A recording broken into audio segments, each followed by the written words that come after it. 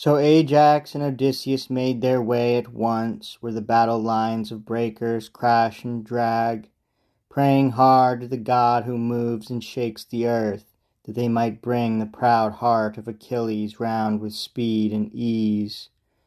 Reaching the Myrmidon shelters in their ships, they found him there, delighting his heart now, plucking strong and clear on the fine lyre. Beautifully carved, its silver bridge set firm, he won from the spoils when he razed the Aeaean city. Achilles was lifting his spirits with it now, singing the famous deeds of fighting heroes. Across from him Patroclus sat alone, in silence, waiting for Iacchus' son to finish with his song. And on they came, with good Odysseus in the lead, and the envoys stood before him. Achilles, startled, sprang to his feet, the lyre still in his hands, leaving the seat where he had sat in peace. And seeing the men, Patroclus rose up too, as the famous runner called and waved them on.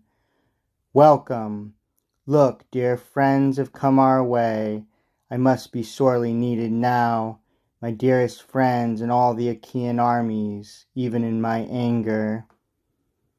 So Prince Achilles hailed and led them in, sat them down on settles with purple carpets, and quickly told Patroclus standing by, Come, a bigger wine bowl, son of Menetius, set it here.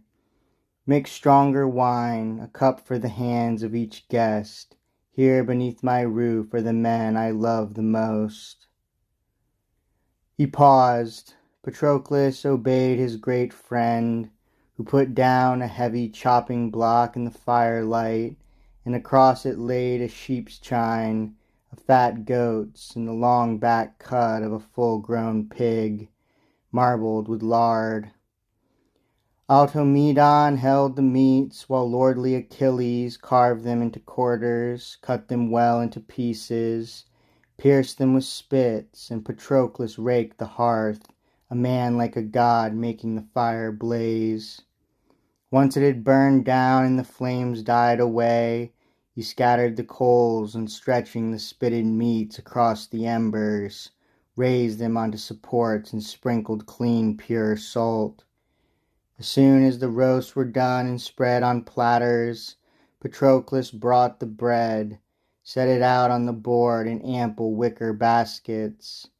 Achilles served the meat. Then, face to face with his noble guest Odysseus, he took his seat along the farther wall. He told his friend to sacrifice to the gods, and Patroclus threw the first cuts in the fire. They reached out for the good things that lay at hand, and when they had put aside desire for food and drink, Ajax nodded to Phoenix. Odysseus caught the signal, filled his cup, and lifted it toward Achilles, opening with his toast. Your health, Achilles. We have no lack of a handsome feast, I see that, either in Agamemnon's tents, the son of Atreus, or here and now in yours, we can all banquet here to our heart's content. But it's not the flowing feast that is on our minds now, no, a stark disaster, too much to bear. Achilles bred by the gods, that is what we are staring in the face, and we are afraid. All hangs in the balance now, whether we save our bent ships or they're destroyed. Unless, of course, you put your fighting power in harness. They have pitched camp right at our ships and rampart, those brazen Trojans, they and their far-famed allies.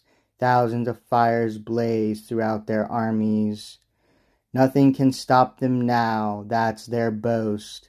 They'll hurl themselves against our blackened hulls.